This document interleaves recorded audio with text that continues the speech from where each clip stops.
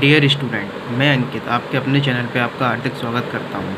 जैसा कि हम जानते हैं कि ट्रांसफार्मर की सीरीज़ चल रही है, जिसमें मैं अभी तक 5 पार्ट डिस्कस कर चुका हूँ। जिसने अभी तक वो वाले 5 पार्ट ना देखे हों वो आप देख लीजिए, तभी आपको आज की वीडियो समझ में आएगी। ठीक है, तो आज हम ट्रांसफार्मर डिस्कस करेंगे। उपयंत्र ट्रांसफार्मर क्या होते हैं, ठीक है, इंस्ट्रूमेंट ट्रांसफार्मर क्या होते हैं। तो ये जानने से पहले मैं आपसे बोलना चाहूँगा, अगर आपको हमारी वीडियो पसंद आ रही हैं, जो लोग प्रॉपर नोट्स बना रहे हैं वो अपने नोट्स बनाते रहें, और अगर वीडियो पसंद आ रही है तो चैनल को सब्सक्राइब करें, लाइक करें और कमेंट करके बताया ज़रूर करें कि आपको वीडियो कैसी लग रही है। ठीक है, और कोई डाउट हुआ करे तो वो पूछा ज़रूर करो। ठीक है, तो आज हम डिस्कस करेंगे उपयंत्र ट्रांसफार्मर। उपयंत्र ट्रांसफार्मर में हम डिस्कस करेंगे कि ये कितने प्रकार के होते हैं और इनका काम क्या होता है, क्या ज़रूरत पड़ी जो उपयंत्र ट्रांसफार्मर हमें पढ़ना पड़ रहा है। ठीक है, तो सबसे पहले हम जानते हैं इसका प्रयोग एसी सप्लाई में उच्च धारा तथा उच्च वोल्टेज को मापने के लिए किया जाता है। ठीक है, उच्च धारा तथा उच्च वोल्टेज को मापने के लिए किया जाता है। ये कितने प्रकार के होते हैं? ये 2 प्रकार के होते हैं। पहला होता है करंट ट्रांसफार्मर और दूसरा होता है पोटेंशियल ट्रांसफार्मर। जैसा कि आप देख पा रहे होंगे, पहला होता है करंट ट्रांसफार्मर और दूसरा होता है पोटेंशियल ट्रांसफार्मर। तो सबसे पहले हम डिस्कस करेंगे करंट ट्रांसफार्मर। इसका काम क्या होता है? यह उच्च धारा को मापता है, पहली बात। ठीक है, यह उच्च धारा को मापता है। तो करंट ट्रांसफार्मर में इसकी जो प्राइमरी वाइंडिंग होती है वो मोटे तार की बनी होती है, और जो सेकेंडरी वाइंडिंग होती है वो पतले तार की बनी होती है। ठीक है, सेकेंडरी वाइंडिंग के साथ एक एमीटर को जोड़ा जाता है। सेकेंडरी वाइंडिंग के साथ एक एमीटर को जोड़ा जाता है, जैसा कि आप फिगर में मैं आपको दिखा दूँ। ये रहा, देखिए, जैसा कि मैं आपको फिगर में दिखाना चाहूँगा। देखिए, ये आपकी प्राइमरी वाइंडिंग है, ये आपकी सेकेंडरी वाइंडिंग है। ठीक है, और ये हमने एक एमीटर को लगाया, सेकेंडरी वाइंडिंग के साथ हमने एमीटर को कनेक्ट किया। एमीटर हम सब जानते हैं, एमीटर का काम क्या होता है? ये है धारा को मेज़र करता है। ठीक है, यानी करंट को मापता है एमीटर। ठीक है, तो जब ये करंट को मापता है तो होगा क्या, सीटी की हमें क्या क्या ज़रूरत पड़ी, हम वो जानने की कोशिश कर रहे हैं यहाँ पे। ठीक है, सबसे पहले हम एक बात बता दें आपको कि सेकेंडरी वाइंडिंग को कभी भी ओपन नहीं रखना चाहिए। ठीक है, अगर हम सेकेंडरी वाइंडिंग को ओपन रखेंगे तो इससे क्या होगा, बहुत ज़्यादा हाई वोल्टेज डेवलप होगा, बहुत ज़्यादा हाई वोल्टेज डेवलप होगा। और हाई वोल्टेज डेवलप होगा तो जो ऑपरेटर वहाँ पे काम कर रहा है, जो ऑपरेटर वहाँ पे काम कर रहा है उसको क्या होगा, वो डैमेज होने के मतलब उसको चोट लग, उसको खतरा हो सकता है। ठीक है, उसको वोल्टेज से खतरा हो सकता है।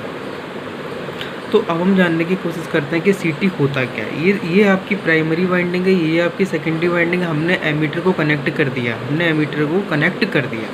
अब देखते हैं, जैसा कि आप सभी जानते हो कि ये आपको पता है, ये स्टेप अप ट्रांसफार्मर है। ये कौन सा ट्रांसफार्मर लगा है? Step up transformer. क्यों पता है?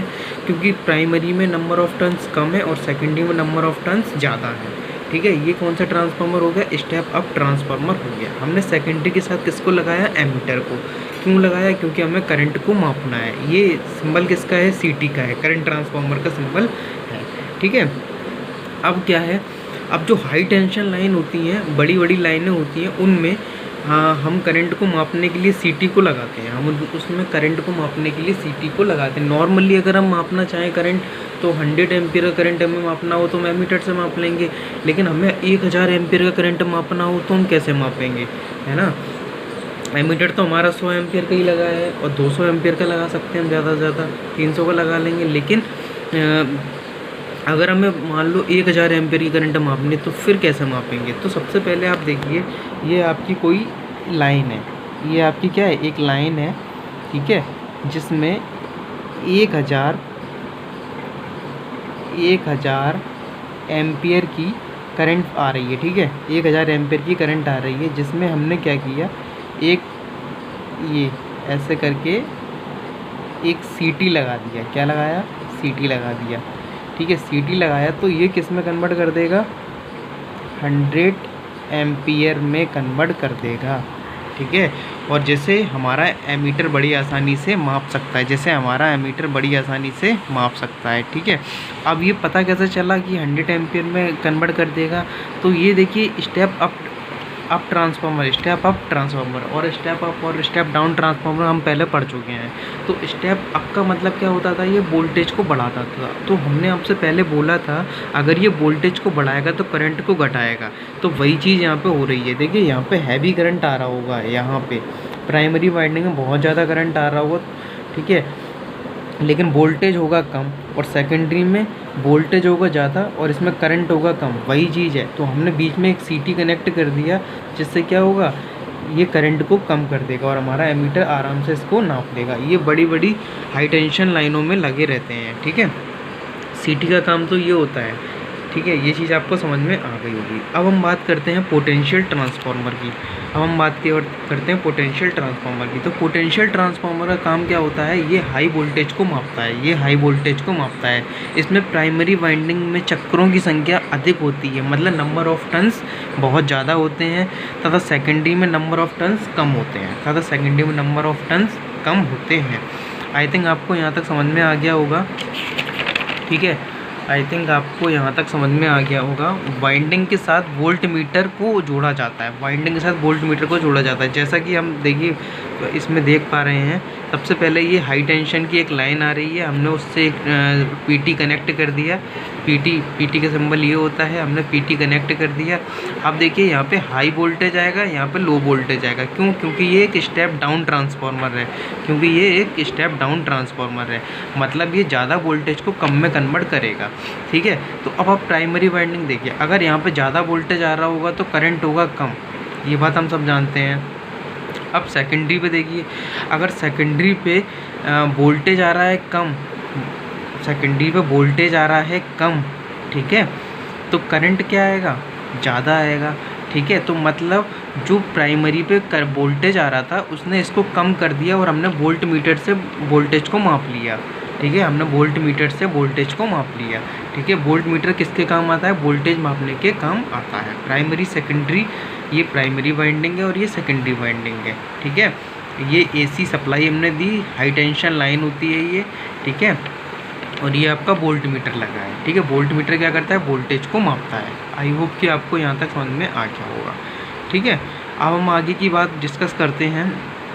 आगे क्या है हमारा, हम जानते हैं कि ट्रांसफार्मर को हम कभी सीरीज़ में कनेक्ट नहीं करते, ठीक है। ट्रांसफार्मर को हमेशा कनेक्ट करेंगे किस में, समांतर क्रम में हम ट्रांसफार्मर को जोड़ते हैं। ये हमारा अगला टॉपिक है, ठीक है। हम ट्रांसफार्मर को समांतर क्रम में क्यों जोड़ते हैं, हम ये चीज़ जानने की कोशिश करेंगे। तो सबसे पहले समांतर क्रम में जोड़ने का मतलब ये होता है कि अगर हम इसको समांतर क्रम में ट्रांसफार्मर को जोड़ेंगे तो हमारी सप्लाई सुचारू रूप से चलती रहेगी। क्यों? क्योंकि हमने मान लिया फॉर एग्ज़ाम्पल 10 ट्रांसफार्मर को हमने पैरेलली कनेक्ट कर दिया, मतलब हमने समांतर क्रम में उनको जोड़ दिया। तो अगर एक ट्रांसफार्मर ख़राब भी हो जाता है, अगर एक ट्रांसफार्मर ख़राब हो भी जाता है तो बाकी के 9 ट्रांसफार्मर अपना काम सुचारू रूप से करते रहेंगे, इसलिए हम ट्रांसफार्मर को हमेशा समांतर क्रम में जोड़ते हैं। और जो पहला वाला ट्रांसफार्मर होता है उसको हम सही करके दोबारा लगा लेंगे, ठीक है। तो ऐसे ही, इसलिए ट्रांसफार्मर वो सप्लाई कंटिन्यू अपनी चलती रहेगी, ठीक है। और होता क्या है, ये तो हमारी क्या होगी, कंटिन्यूटी ऑफ सर्विस, इसलिए हम ट्रांसफार्मर को समांतर क्रम में जोड़ते हैं, ठीक है। अब हम इफ़िशेंसी की बात कर लें। अब हम इफ़िशेंसी, हम जानते हैं कि ट्रांसफार्मर की इफ़िशेंसी हाई होती है, पूर्ण लोड पर की दक्षता बहुत अधिक होती है, ठीक है। ट्रांसफार्मर की इफ़िशेंसी भाई फुल लोड पर अच्छी खासी होती है। यदि उपकरण पर केवल बड़ा ट्रांसफार्मर लगाया जाए तो लोड कम होने पर इसकी दक्षता कम हो जाएगी, परंतु कई ट्रांसफार्मर समांतर क्रम में होने पर लोड के अनुसार इनकी संख्या को कम या अधिक किया जा सकता है, ठीक है। मतलब कई प्रकार के ट्रांसफार्मर लगे हैं, ठीक है, तो इनकी संख्या को कम या ज़्यादा करके हम इसकी इफ़िशेंसी को बढ़ा सकते हैं, ठीक है। यहाँ तक आपको इफ़िशेंसी की बात पता चल गई।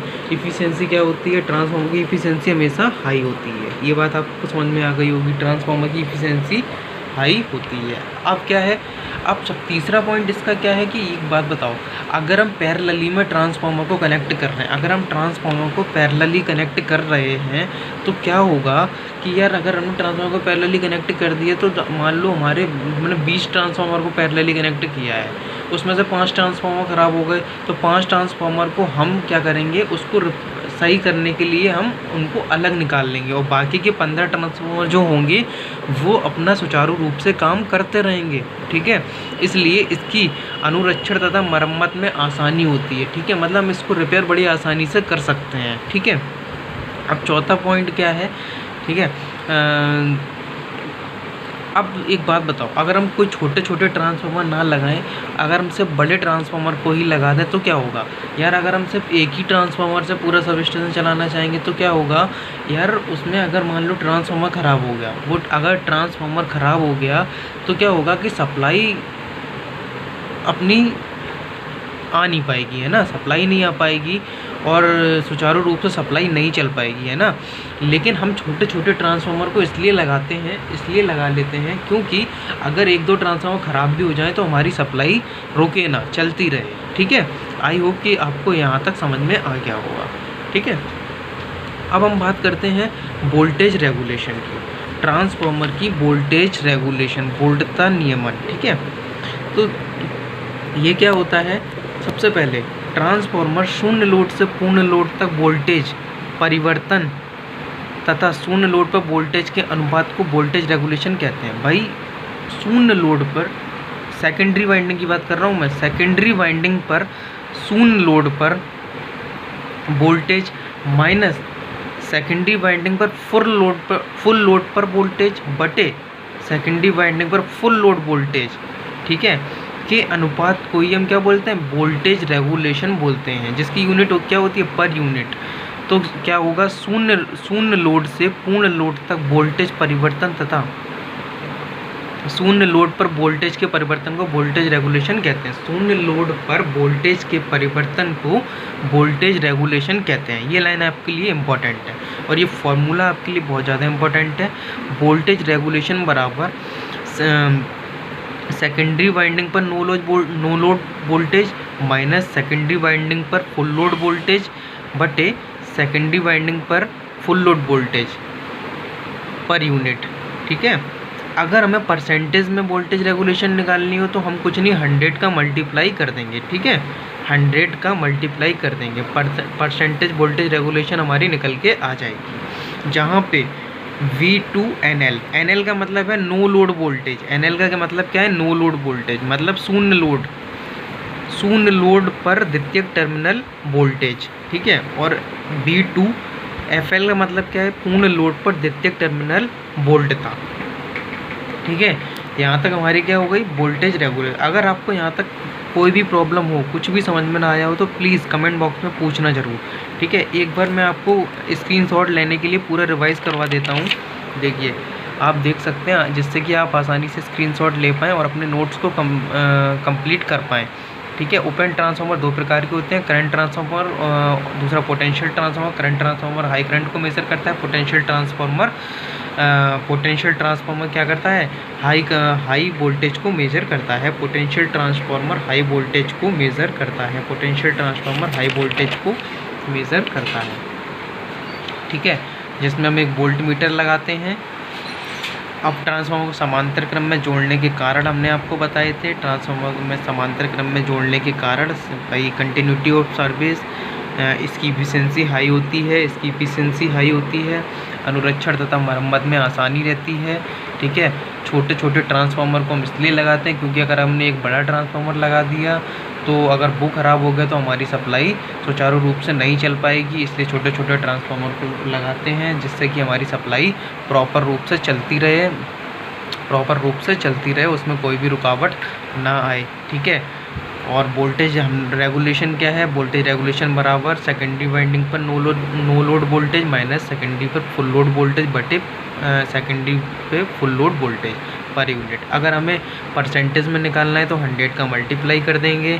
ठीक है, जहाँ पे V2NL बराबर शून्य लोड पर द्वितीयक टर्मिनल वोल्टेज और V2FL बराबर पूर्ण लोड पर द्वितीयक टर्मिनल वोल्टता। अगर आपको यहाँ तक कुछ भी समझ में ना आया हो तो प्लीज़ कमेंट बॉक्स में पूछना ज़रूर, और जिसने भी अभी तक चैनल को सब्सक्राइब नहीं किया है वो चैनल को सब्सक्राइब कर ले और वीडियो को लाइक करें, कमेंट करें। Thank you.